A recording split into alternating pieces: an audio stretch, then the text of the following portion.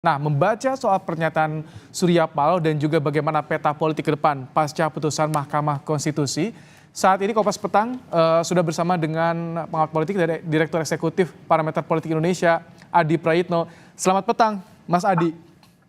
Selamat petang, Ibrahim. Baik, Mas Adi, putusan MK ini seolah menjadi tembok yang kita tunggu-tunggu bagaimana ke depan arah peta politik kita. Kalau Anda melihat, membaca, bagaimana kemungkinan yang akan tersaji nanti usai putusan MK hari ini, Mas Adi? Saya kira memang kalau kita melihat kecenderungan secara umum, peta politiknya itu akan bergeser. Dulu saling berkonfrontasi dan ke depan sangat mungkin itu akan saling berkoalisi dan saling berkongsi. Ini misalnya ketika kalau kita menghitung satu persatu pernyataan-pernyataan elit-elit partai yang kalah, itu kan secara umum sudah menyatakan menerima dan mengucapkan selamat kepada Prabowo dan Gibran sebagai pemenang Pilpres. Baik ucapan ini disampaikan setelah KPU mengumumkan secara deklaratif siapa yang menang Pilpres, ataupun ketika Mahkamah Konstitusi memutuskan bahwa gugatan yang dilayangkan kubu 1 dan 3 itu ditolak. Ini kan sebenarnya menjadi satu indikasi bahwa partai-partai politik kubu 1 dan 3 ini sudah mulai melunak dan mulai mengakui Pilpres itu sebenarnya sudah usai. Yang kedua, dari segi Prabowo Subianto, saya kira memang setelah Pilpres usai, Prabowo selalu mengatakan bahwa politiknya adalah politik rangkulan, politik gotong royong, politik kerjasama yang saya kira itu hampir 6 kali disampaikan oleh Prabowo Subianto dalam event-event politik yang cukup penting. Bahkan Prabowo mengatakan sekalipun pihak-pihak yang selama ini saling berseberangan gitu ya, berhadap-hadapan secara politik, tapi itu akan dijamin untuk diajak kerjasama untuk membangun Indonesia di masa yang akan datang. Ini yang saya kira menjadi satu stimulus bagaimana pada segi Prabowo Subianto memang ada intensi untuk mengajak partai-partai yang kalah dalam pemilu untuk menjadi bagian dari koalisi. Ini langkah ini akan mulus atau tetap bakal ada rintangan, Mas Adi, ke depan? Karena tadi ada tanggapan dari Surya Paloh yang soal tak tegas, dibilang merapat atau tidak merapat kepada pemerintahan Prabowo Gibran. Apakah ada usul lain? Itu yang ditanyakan Surya Paloh. Apakah ini juga jadi gambaran tak mudah untuk bisa merangkul semua pihak di sini?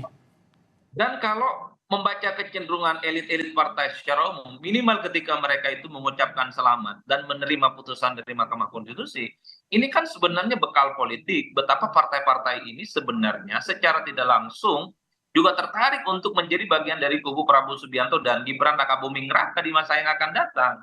Kalau kita ingin melihat variabel-variabel lain, per hari ini misalnya soal hak angket itu nyaris tidak pernah ada bunyinya lagi. Padahal kalau menjujur, ketika partai-partai ini, terutama yang kalah pemilu, itu siap untuk berada di luar kekuasaan, mereka itu mestinya tegas.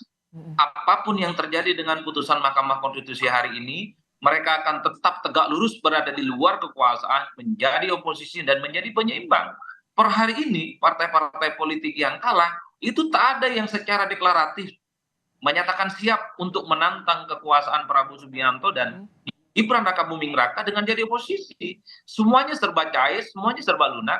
Bahkan soal hak angket yang dinilai ini adalah hak politik sebenarnya, ketika mencari keadilan di Mahkamah Konstitusi itu tidak bisa didapatkan, maka dengan cara hak angket inilah kemudian dugaan-dugaan yang terkait dengan pemilu yang penuh dengan kecurangan, terstruktur, sistematis, dan masih bisa diungkap. Tapi sudah hampir sebulan lebih, kita tidak lagi pernah mendengar 5 partai yang saat ini ada di kubu 1 dan 3 kembali menyalak, kembali agresif untuk menyampaikan betapa pentingnya hak angket ini terus digulirkan. Bagi saya, ini sudah menjadi satu sinyalmen bahwa partai-partai yang kalah dalam Pilpres ini sangat mungkin akan menjadi bagian dari koalisi Prabowo dan Gibran andai diajak dalam kongsi mereka. Kalau tadi Anda bilang saat ini kondisinya sudah cair, sudah lunak, dan kita juga tahu di balik Prabowo Gibran ada sosok peran dari Joko Widodo. Bagaimana nanti ke depan antara hubungan PDIP dengan Jokowi, kan ini menjadi sentrumnya nih, Mas Adi? Ya saya kira memang kalau PDIP ini eksepsional, semacam pengecualian. Kalau saya melihat arah kecenderungan politik PDIP di masa yang akan datang, tentu sangat tergantung bagaimana hubungan politik Jokowi dengan Prabowo Subianto. Kalau hubungan Jokowi dan Prabowo Subianto baik-baik saja, ini akan menjadi psychological barrier. Ini akan menjadi tembok psikologis yang sepertinya akan menghalangi PDIP tertarik jika digoda untuk menjadi bagian dari koalisi pemerintah, Oke. terutama kubu Pak Prabowo dan Gibran. Tapi kalau bulan madu, kemesraan, kebersamaan antara Prabowo dan Jokowi ini tidak lama, artinya setelah ada serah terima jabatan politik presiden tanggal 20 Oktober, hubungan Jokowi dan Prabowo tidak Oke. baik-baik saja, disitulah kemudian ada celah. Jika betul PDIP itu diajak kerjasama dan menjadi bagian dari koalisi Prabowo, bukan tidak mungkin PDIP juga akan tertarik menjadi bagian Baik. koalisi di dalamnya. Baik, terima kasih Mas Adi Praitno telah membaca kemungkinan peta politik yang akan tersaji pasca putusan Mahkamah Konstitusi. Terima kasih Mas Adi.